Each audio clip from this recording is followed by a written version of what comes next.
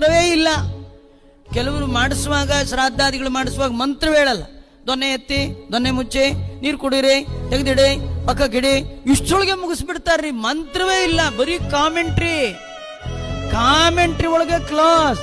ಇದಾಳೆ, ಕೈ ತೊಳ್ಕೊಳ್ಳಿ, ಕಾಲ್ ನೀರಿಗೆ ಹಾಕೊಳ್ಳಿ, ಪ್ರೋಕ್ಷಣೆ ಮಾಡ್ಕೊಳ್ಳಿ, ದಕ್ಷಿಣ ಇಡಿ, ಮನೆಗೆ ಹೋಗ್ರಿ, ಇಷ್ಟೇ ಮುಗ್ದೇ ಹೋಯ್ತು ಕತೆ.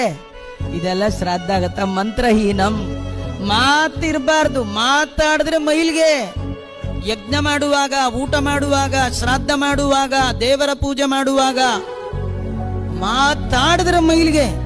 ಆಚಾರ್ಯ ಪುರಾಣ ಕೇಳುವಾಗ, ಅಯ್ಯೋ ಪುರಾಣ ಕೇಳುವ ಮೈಲ್ಗೆ ಅಲ್ಲ, ಸೀದಾ ಇಂದಿರಾರಮಣ ಗೋವಿಂದ.